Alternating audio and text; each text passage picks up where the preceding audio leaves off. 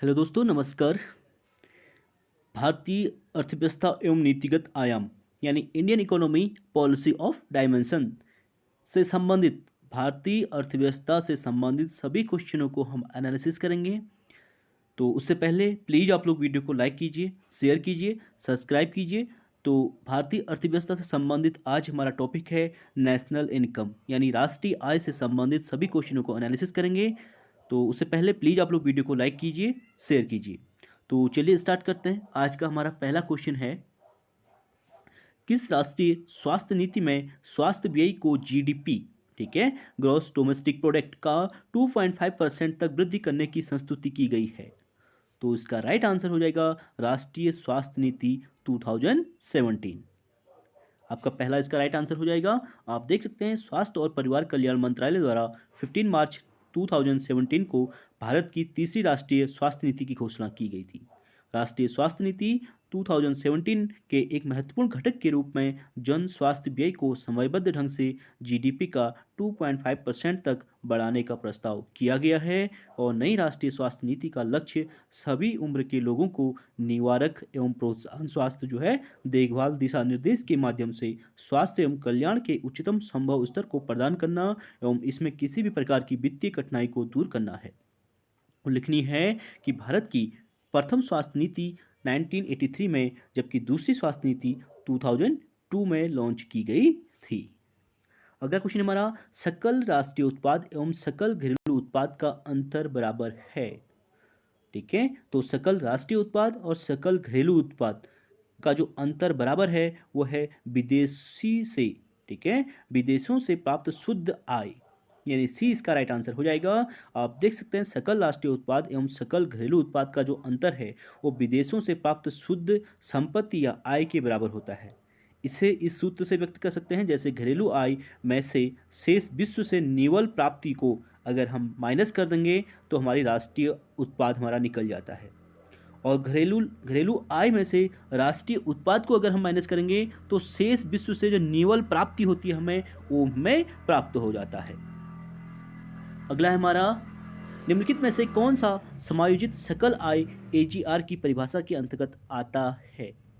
तो सकल आय, ठीक है, समायोजित सकल आय यानी एजीआर के अंतर्गत ब्याज आय, लाभांश यानी डिविडेंड और विदेशी मुद्रा लाभ फॉरेक्स गेन, ये तीनों सम्मिलित होते हैं, यानी इसका सी राइट आंसर हो जाएगा। पहला, दूसरा, तीसरा राइट हो जाएगा। आप इसका एक्सप्लेनेशन जो है देख सकते हैं। समायोजित सकल आय यानी एजीआर की परिभाषा में जो है ब्याज आय, लाभांश और विदेशी मुद्रा लाभ तीनों को शामिल किया जाता है। तो आंसर क्या हो जाएगा? पहला, दूसरा, तीसरा तीनों राइट हो जाएंगे। अगला क्वेश्चन है हमारा, केंद्र सरकार की सकल कर आय में वृद्धि सर्वाधिक थी। तो केंद्र सरकार की जो सकल कर आय थी उसमें सर्वाधिक वृद्धि कब हुई थी पूछा गया है, तो वर्ष 2016-17 में हुई थी। डी इसका राइट आंसर हो जाएगा। यूपी पीसीएस मेंस 2017 में पूछा गया है। आप देख सकते हैं सकल कर राजस्व वह आय होती है जो कराधान के माध्यम से प्राप्त होती है, यानी टैक्सेशन के माध्यम से प्राप्त होती है। कराधान एक राज्य के लिए आय का प्राथमिक स्रोत होता है, ठीक है, प्राइमरी सेक्टर। और 2017 में जारी आंकड़ों के अनुसार 2016-17 का सकल कर संग्रह लगभग 18% बढ़ोतरी पर रहा, जो पिछले वर्ष के वर्षों से सर्वाधिक वृद्धि दर्शाता है। तो अगला क्वेश्चन है हमारा, अल्प विकसित अर्थव्यवस्था की सामान्यतः विशेषता होती है। तो अल्प विकसित जो अर्थव्यवस्था की सामान्यतः विशेषता होती है वो होती है प्रति व्यक्ति निम्न आय और पूंजी निर्माण की निम्न दर, ठीक है। अल्प विकसित की बात कर रहा है तो अल्प विकसित में जहां निम्न होगा वो आपका राइट हो जाएगा। निम्न आश्रितता अनुपात, आश्रितता का इससे कोई संबंध नहीं है। तृतीय क्षेत्र में अधिक कार्यबल शक्ति का होना, ये इसमें रॉन्ग हो जाएगा। यानी प्रति व्यक्ति निम्न आय और पूंजी निर्माण जो है कि निम्न दर, पहला और दूसरा इसमें राइट आंसर हो जाएगा। अल्प विकसित देशों की ये प्रमुख विशेषता होती है कि वहाँ पे प्रति व्यक्ति जो आय होती है, पर कैपिटा इनकम जो है निम्न होती है और पूंजी निर्माण की दर क्या होती है? निम्न होती है। आप देख सकते हैं अल्प विकसित अर्थव्यवस्था या विकासशील अर्थव्यवस्था शब्द ऐसे राष्ट्रों के लिए प्रयोग किया जाता है जहां के लोगों का रहन सहन का स्तर काफ़ी नीचा होता है, क्योंकि वहां पर उत्पादकता का जो स्तर है, ठीक है, प्रोडक्शन का स्तर जो है कम होता है और जनसंख्या का स्तर क्या होता है? अधिक होता है। पॉपुलेशन बहुत ज़्यादा होती है, प्रोडक्शन बहुत कम होता है, इसीलिए प्रति पर कैपिटा इनकम क्या होती है? बहुत नीचे रहती है। प्रति व्यक्ति आय का स्तर निम्न पाया जाता है। अल्प विकसित अर्थव्यवस्था की निम्नलिखित विशेषताएं हैं, जैसे निम्न जीवन स्तर, ठीक है। उसकी विशेषताएं हैं निम्न जीवन स्तर, निम्न प्रति व्यक्ति आय, जनसंख्या वृद्धि की ऊंची दर और बेरोजगारी।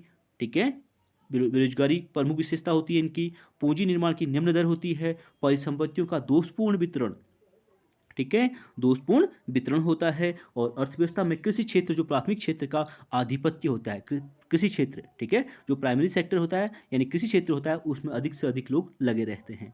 कुछ अल्पविकसित अर्थव्यवस्थाओं में अपनी गरीबी कम करने, आय के स्तर बढ़ाने का सामर्थ्य पाया जाता है, इसीलिए इन्हें विकासशील अर्थव्यवस्था भी कहते हैं। जो उससे थोड़ा सा ऊपर उठकर काम करते हैं उन्हें विकासशील अर्थव्यवस्था कहा जा सकता है। जैसे हमारा भारत है, ये भी विकासशील में आता है। अगला क्वेश्चन है, भारत में राष्ट्रीय आय का आंकलन कौन सा संस्थान करता है? मोस्ट इंपोर्टेंट क्वेश्चन है, आप देख सकते हैं कितनी बार पूछा गया है।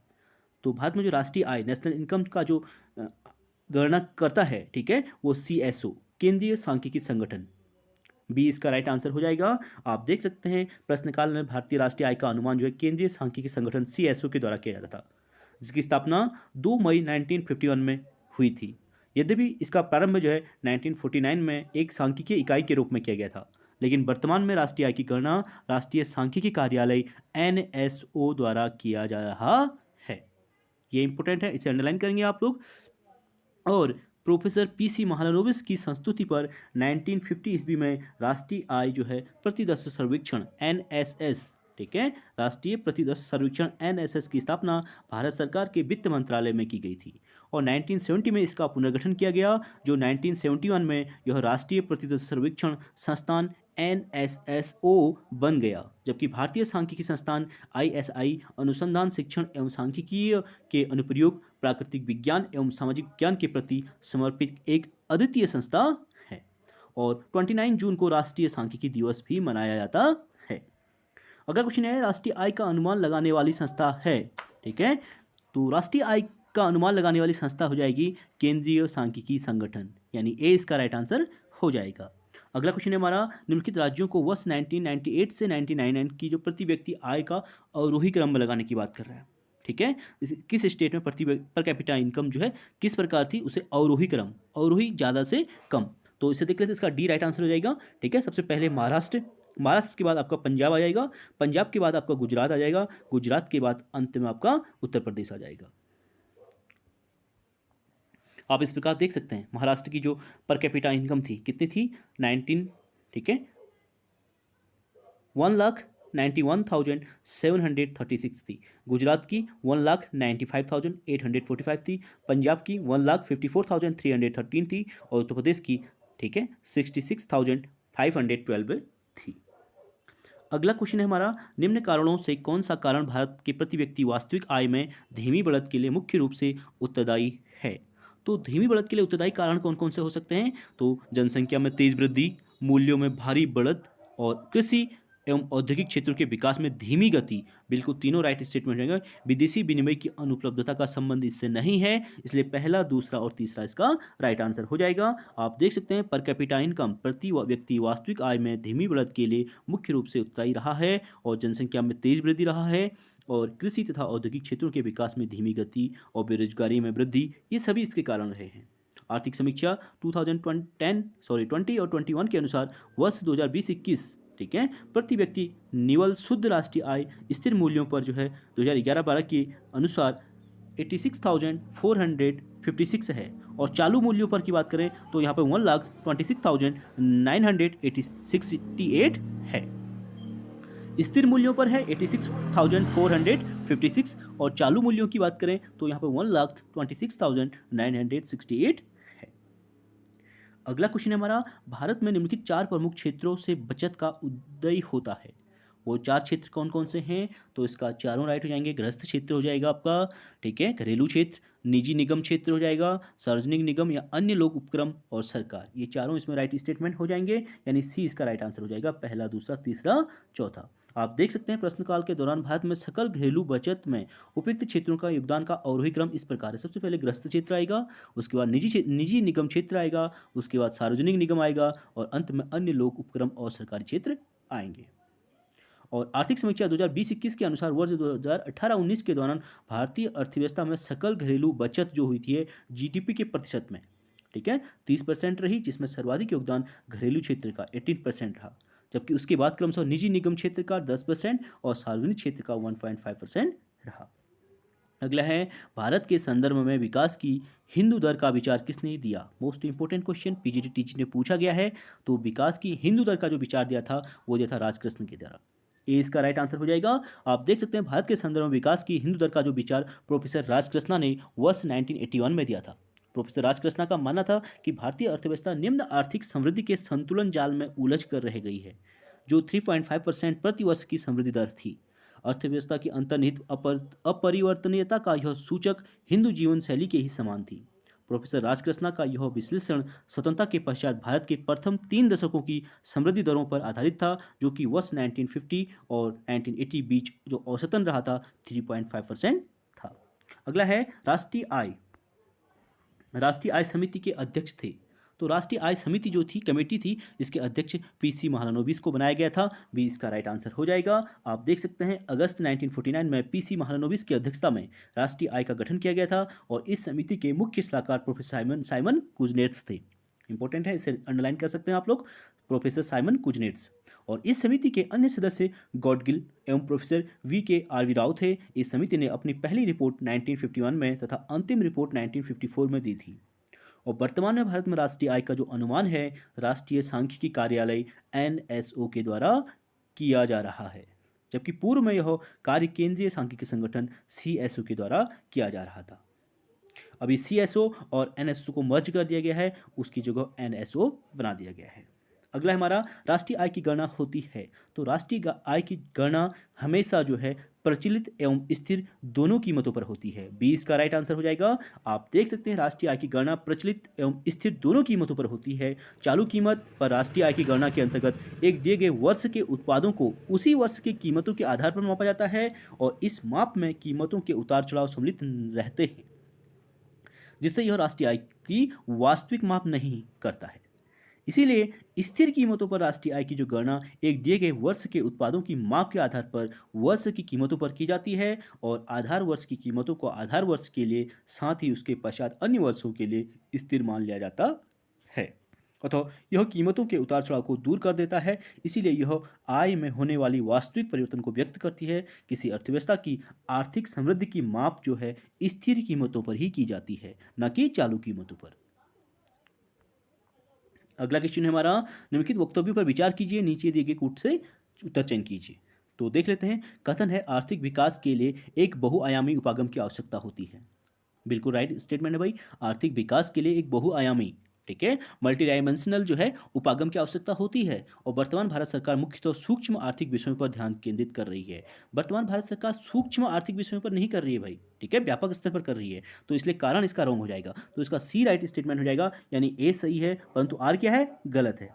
आप देख सकते हैं आर्थिक विकास के लिए एक बहुआयामी उपागम की आवश्यकता होती है, यह सत्य है, लेकिन कारण क्या है, गलत है। क्योंकि आर्थिक विकास के अंतर्गत उत्पादन के साधनों का कुशलतापूर्वक विदोहन होता है। उसके फलस्वरूप राष्ट्रीय आय एवं प्रति व्यक्ति आय में निरंतर एवं दीर्घकालिक वृद्धि होती है तथा लोगों का जीवन स्तर क्या होता है, ऊपर ऊंचा उठता है, ऊपर उठता है।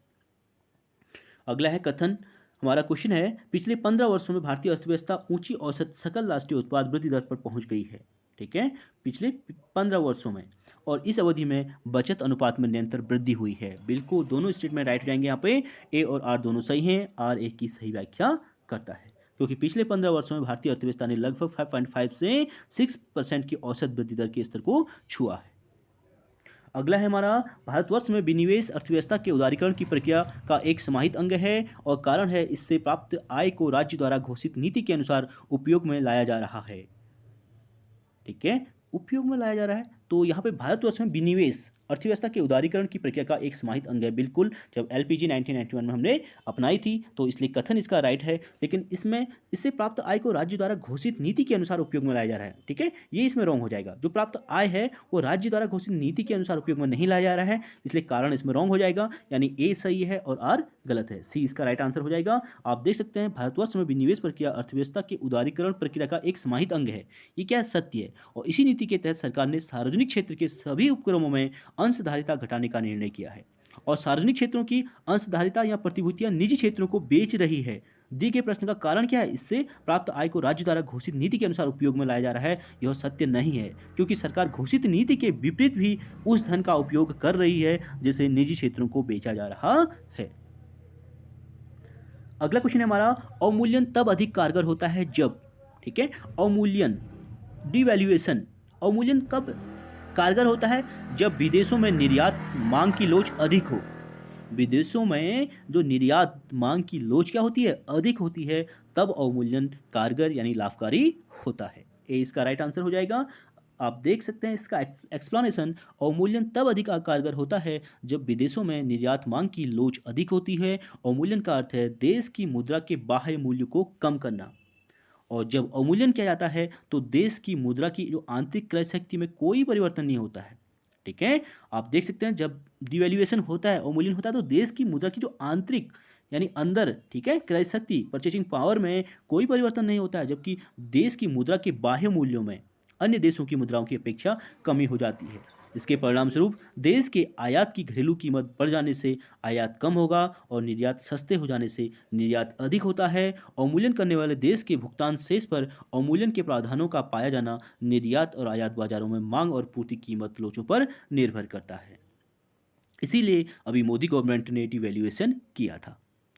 और भारत में रुपये का अवमूल्यन पहली बार वर्ष 1949 में, दूसरी बार वर्ष 1966 में और अंतिम और तीसरी बार 1991 में किया गया था। 3 बार पहले हो चुका है और चौथी बार मोदी गवर्नमेंट के द्वारा किया गया था। अगला है हमारा, भारतीय अर्थव्यवस्था है, तो भारतीय अर्थव्यवस्था क्या है? विकासशील अर्थव्यवस्था है। ठीक है, तो सी इसका राइट आंसर हो जाएगा। आप देख सकते हैं भारतीय अर्थव्यवस्था विकासशील अर्थव्यवस्था है, अर्थात विकास की प्रक्रिया में स्वतंत्रता प्राप्ति के समय देश ने एक अल्प विकसित अर्थव्यवस्था के रूप में जो विकास यात्रा शुरू किया, उसमें अनेक संरचनात्मक परिवर्तन हुए, उसमें विकसित देशों के भी लक्षण आए थे, परंतु अब भी इसमें विकसित तथा अल्पविकसित देशों के लक्षणों का मिश्रण है, इसीलिए इसे विकासशील देश कहना उचित होगा। और इसकी आपकी विशेषताएं क्या क्या हैं आप देख सकते हैं। अगला है हमारा, नवम पंचवर्षीय योजना के मसौदा के अनुसार सकल घरेलू उत्पाद में वृद्धि दर है। तो नवीं पंचवर्षीय योजना के अनुसार जो सकल घरेलू उत्पाद में वृद्धि हुई थी 7% हुई थी। सी इसका राइट आंसर हो जाएगा। ये आप एग्जाम पर्सपेक्टिव से अभी आपके लिए इंपॉर्टेंट नहीं है। ठीक है, अगला क्वेश्चन है हमारा, सकल राष्ट्रीय उत्पाद यानी जीएनपी बराबर होता है ग्रॉस नेशनल प्रोडक्ट। ठीक है, तो ग्रॉस नेशनल प्रोडक्ट जीएनपी जो किसके बराबर होता है? ये शुद्ध राष्ट्रीय उत्पाद में जब हम घिसावट डेप्रिसिएशन को ऐड कर देते हैं तब हमारा जीएनपी निकल जाता है, यानी बी इसका राइट आंसर हो जाएगा। आप देख सकते हैं यदि शुद्ध राष्ट्रीय उत्पाद एनएनपी नेट नेशनल प्रोडक्ट में पूंजी स्टॉक की खपत या मूल्यह्रास को जोड़ दिया जाए तो सकल राष्ट्रीय उत्पाद प्राप्त होता है। जैसे GDP equal GDP plus X minus M. X का मतलब है आपका आयात, एम का मतलब है आपका निर्यात। ठीक है, तो इसीलिए जीडीपी में से हम GDP plus X minus M करेंगे तो हमारा जो है जीडीपी निकल जाता है। और अगला है हमारा जीएनपी। जीएनपी कैसे निकलता है? तो एनएनपी में जब हम डेप्रिसिएशन यानी मूल्यह्रास को ऐड करते हैं तो एनएनपी में डेप्रिसिएशन मूल्यह्रास को ऐड करेंगे तो जीएनपी हमारा ग्रॉस नेशनल प्रोडक्ट निकल जाता है। और यहाँ पे ऊपर वाला हमारा है जीडीपी। ठीक है, यहाँ पे इक्वल जीडीपी दे रखा है, यहाँ पे जीडीपी नहीं होना चाहिए, GDP NNP plus X minus M equal GDP होना चाहिए। आप सकल राष्ट्रीय उत्पाद में एक देश के सभी नागरिकों द्वारा उत्पादित आर्थिक उत्पादन को शामिल किया जाता है, चाहे वे नागरिक राष्ट्रीय सीमा के भीतर स्थापित हो या विदेश में। ये इंपॉर्टेंट फैक्ट है। आप देख सकते हैं सकल राष्ट्रीय उत्पाद में एक देश के सभी नागरिकों द्वारा उत्पादित आर्थिक उत्पादन को शामिल किया जाता है। इसका संबंध पहले वाले फॉर्मूले से है, यानी GDP equal NNP plus X minus M से, चाहे वे नागरिक राष्ट्रीय सीमा के भीतर यानी भारत में हो या भारत से बाहर हो, उनको शामिल किया जाता है जीडीपी में। अगला है हमारा, भारत में वर्ष 2008-9 में सकल घरेलू उत्पाद की समृद्धि दर रही है। 2008-9 में जो घरेलू उत्पाद की जो समृद्धि दर थी वो थी 6.7%, यानी डी इसका राइट आंसर हो जाएगा। ये स्थिर मूल्यों पर थी। अगला है हमारा, राष्ट्रीय आय में दोहरी गणना का परिहार किया जाता है। तो राष्ट्रीय आय में जो दोहरी गणना का परिहार किया जाता है वो किया जाता है सकल राष्ट्रीय उत्पाद की माप के लिए वर्धित मूल्य विधि का उपयोग करके। बी इसका राइट आंसर हो जाएगा। आप देख सकते हैं राष्ट्रीय आय में दोहरी गणना का परिहार सकल राष्ट्रीय उत्पाद की माप के लिए वर्धित मूल्य विधि का प्रयोग करके किया जाता है। और मूल्य वर्धित विधि के अनुसार उत्पाद से उपभोग तक की श्रृंखला में प्रत्येक उत्पादक इकाई कच्चे माल या आगत में जिसे वह दूसरे से प्राप्त करती है कुछ उत्पादन क्रिया या सेवा जोड़ती है और इसे वह दूसरी कड़ी को नए मूल्य के साथ जोड़ देती है जिस मूल्य पर उसने आगत को दूसरे से प्राप्त किया है और जिस रूप में उसने अगली कड़ी को समान रूप में दिया है। इन दोनों का अंतर ही उस उत्पादक इकाई का वर्धित मूल्य है और प्रत्येक इकाई द्वारा इस प्रकार से किए गए वर्धित मूल्यों का योग ही सकल उत्पाद का मूल्य होता है। आप इसको इस फैक्टर में देख सकते हैं। अगला क्वेश्चन है हमारा, निम्न देशों में किस एक का प्रति व्यक्ति आय प्रति व्यक्ति जीडीपी न्यूनतम है? तो प्रति व्यक्ति जीडीपी न्यूनतम कौन सा देश है? वो है भारत आपका। ठीक है, तो इसका राइट आंसर हो जाएगा इंडिया। आप देख सकते हैं चीन का इतना है, श्रीलंका का इतना है, इंडोनेशिया का ये है, भारत का कितना है 1900.7। अगला क्वेश्चन है हमारा, निम्न राज्यों में से किस एक की प्रति व्यक्ति चालू कीमतों पर आय वर्ष 2004-05 में सबसे कम थी? तो सबसे कम थी हमारा अपना बिहार। बी इसका राइट आंसर हो जाएगा। प्रश्नकाल के दौरान वर्तमान कीमतों का सबसे कम प्रति व्यक्ति आय बिहार की थी। और आर्थिक समीक्षा 2020-21 के अनुसार वर्ष 2018-19 की जो अवधि में दिए गए राज्यों के वर्तमान मूल्यों पर प्रति व्यक्ति आय जिसे प्रति निवल राज्य घरेलू उत्पाद से मापा जाता है वो आपका देख सकते हैं ये रहा है। ओडिशा का 99,000 के समथिंग है, असम का 82,000, उत्तर प्रदेश का 66,000 और बिहार का 40,000 के समथिंग। अगला है, निम्न में से किस राज्य की प्रति व्यक्ति आय सबसे अधिक है? तो सबसे अधिक आपकी गोवा की है। ए इसका राइट आंसर हो जाएगा। और प्रश्नकाल के दौरान भी प्रति व्यक्ति आय गोवा थी, वर्तमान में भी गोवा की ही है। अगला क्वेश्चन है हमारा, भारत सरकार द्वारा मार्च 2011 में प्रसारित विज्ञप्ति के अनुसार किस राज्य या संघीय क्षेत्र की प्रति व्यक्ति आय 2009-10 के दौरान सर्वाधिक थी?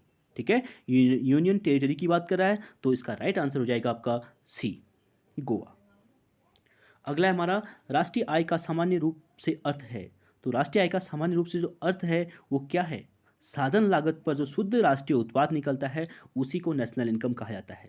ठीक है, फैक्टर कॉस्ट यानी साधन लागत पर शुद्ध राष्ट्रीय आय, फैक्टर कॉस्ट पर जो है वो नेट नेशनल प्रोडक्ट जो निकलता है उसी को राष्ट्रीय आय हम बोलते हैं। आप इसे देख सकते हैं, राष्ट्रीय आय का सामान्य रूप से अर्थ होता है कि साधन लागत पर निवल शुद्ध राष्ट्रीय उत्पाद, एनएनपी फैक्टर कॉस्ट, इसको बोलते हैं national income. NNP factor cost में मार्केट प्राइस जो होता है उसमें नहीं। ठीक है, राष्ट्रीय आय equal NNP factor cost equal NNP market price में से जब हम net national product market price में से माइनस करेंगे निवल उत्पाद कर को और माइनस करेंगे निवल उत्पादन कर को तो हमारा नेट नेशनल प्रोडक्ट यानी एनएनपी फैक्टर कॉस्ट जो है नेशनल इनकम में निकल जाती है। अगला हमारा, जीएनपी और जीडीपी में अंतर है। ठीक है, तो जीएनपी और जीडीपी में जो अंतर होता है 28 का राइट आंसर हो जाएगा डी, विदेशों से शुद्ध साधन आय। ठीक है, अब हमारा जो है जीडीपी है और जीएनपी है, तो जीएनपी में से, ठीक है, ग्रॉस नेशनल प्रोडक्ट, जीएनपी में से विदेशों से शुद्ध साधन आय को जब हम क्या करते हैं माइनस करते हैं तो हमारा क्या निकलता है जीडीपी, ग्रॉस डोमेस्टिक प्रोडक्ट यानी जीडीपी निकल जाता है। तो चलिए फ्रेंड्स, आज के लिए इतना ही, आप इसका फॉर्मूला देख सकते हैं। बाकी हम नेक्स्ट क्लास में करेंगे। प्लीज़ आप लोग वीडियो को लाइक कीजिए, शेयर कीजिए, सब्सक्राइब कीजिए ताकि हम अधिक से अधिक वीडियो लेकर आएँ। तो आज के लिए इतना ही, बाकी नेक्स्ट क्लास में करेंगे। आई होप आप लोगों को वीडियो पसंद आई होगी। Thank you so much.